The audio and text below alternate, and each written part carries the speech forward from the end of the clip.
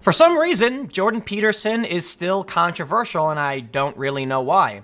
He's now appeared on many mainstream shows in a context that's kind of outside of the culture war. He's been giving expert interviews, and I've seen him do interviews lately that haven't been so contentious.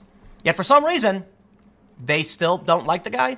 There's an interesting phenomenon happening within the culture war having to do with fame. Right? So one of the stories I covered this morning is that guy Shane Gillis from Saturday Night Live, who got fired for making offensive jokes in the past, but tons of comedians who are famous and make offensive jokes can carry on with no problem. Fame is an important factor. However, it's also kind of like a grandfathering in. That's what the South Park creator said, because Jordan Peterson's extremely famous. He's becoming more mainstream famous with a best-selling book and mainstream appearances outside of the culture war context. Yet we see this now from the post-millennial. Jordan Peterson film canceled in Canadian movie theater because one person objected, apparently, or maybe one or more. So let's read about this story and go into a little bit about why Jordan Peterson had the movie canceled.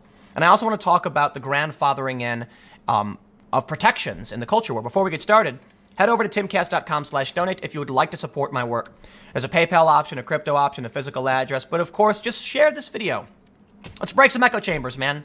There are some people who will never see this video because the algorithm won't recommend it. By you sharing it, you will then expose many more people who might not see it, even though shares are still dependent upon the algorithm. I get it. But hey, maybe someone will be like, oh, I didn't know about that. So you'll be helping out. Let's read.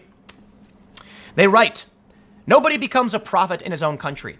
Although he is probably one of the most famous living Canadians, Jordan Peterson is still being protested and canceled on his home turf, proving not only the relevance of this biblical reference, but that cancel culture is showing no signs of abating. The latest victim in this sad saga of censorship is The Rise of Jordan Peterson, the feature-length film by Patricia Marcocha.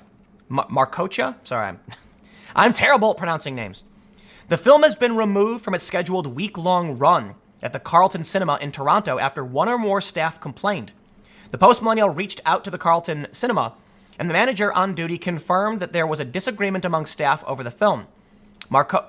Marcocha, who directed the movie, said in an email that her company, Holding Space Films, has also experienced reluctance and rejections from independent film houses and cinemas across the country. Quote, over the last few months, we've been reaching out to mainstream and art house cinemas across North America.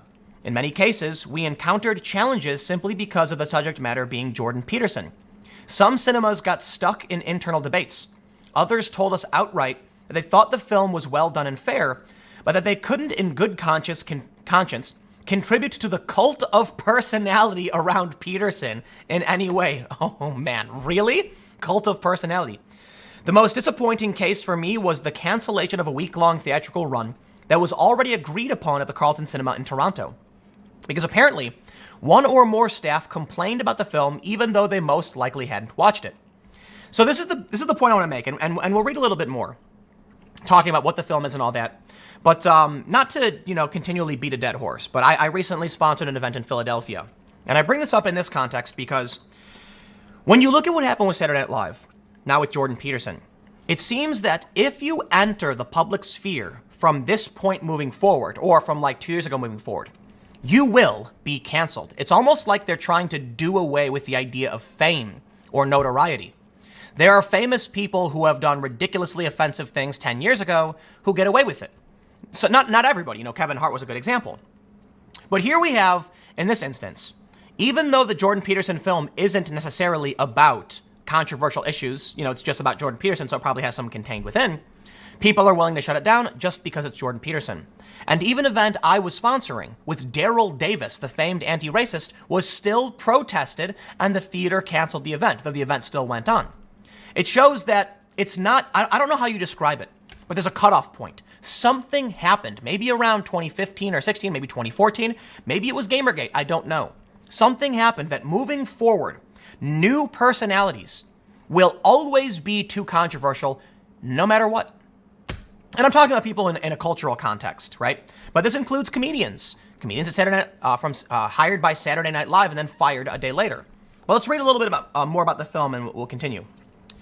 The film, which is the follow-up to the shorter and aptly named Shut Him Down, released last year on CBC, documents the past 3 years of Jordan Peterson's life, His rapid rise to fame, emerging first as the professor against political correctness, arguing his opposition to compelled speech as Canada wanted to legislate for the forced use of trans people's preferred pronouns, he then gained even more followers after the mainstream media tried to manipulate his views in the Kathy Newman interview on Channel 4.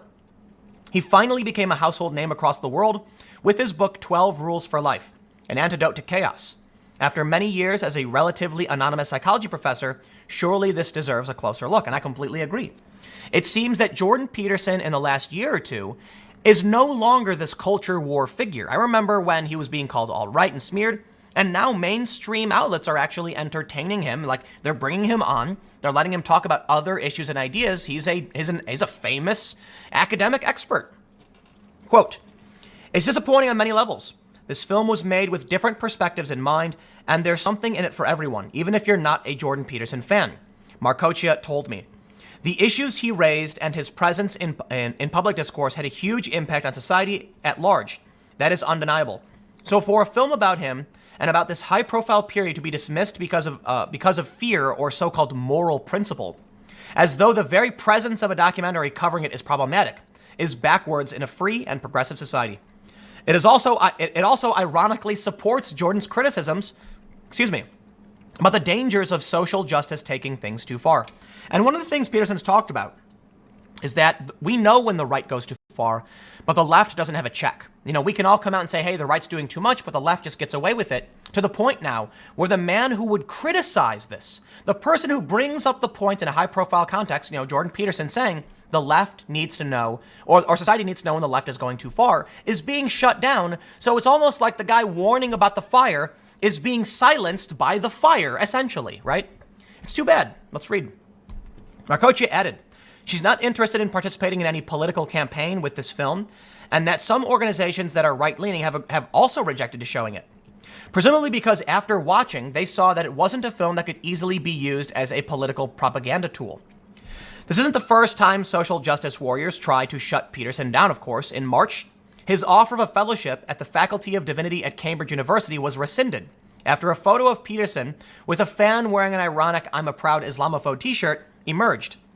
The rescindment placed Cambridge firmly outside its proud tradition of open inquiry and free speech. 2 days later, Whitcoulls, a bookstore in New Zealand, pulled their copies of 12 Rules for Life, linking it to... Oh, man. You know what the funny thing about this is? Okay, I got to be careful in what I say because YouTube's going to shut me down when I show or say certain things. So you could maybe have already seen what was on the screen. But for those listening, Whitcoulls in New Zealand removed 12 Rules for Life, okay? It's a self-help book about being responsible and cleaning your room. And they left up great books from World War II individuals, if you know what I mean. Very, very offensive ones. That's fine. That's another point about this weird grandfathering in.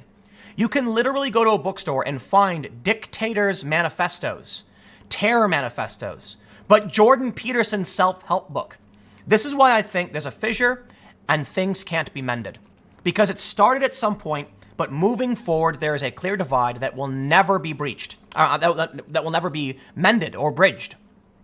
Jordan Peterson can write something not controversial, doesn't matter. Pull it from the shelves. Someone complained. You could make a movie about the man. Pull it from the theater. Doesn't matter. Someone complained.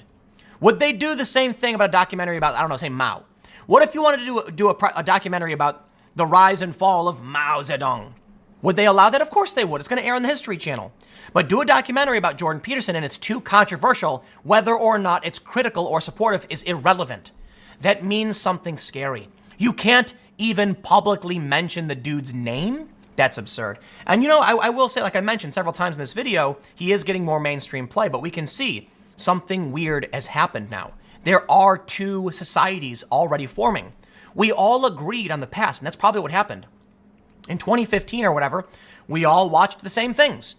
And then the split happened. Both left and the right moved far away. It's actually left and right. It's the moderates and the right, and the left is shot off, going who knows where.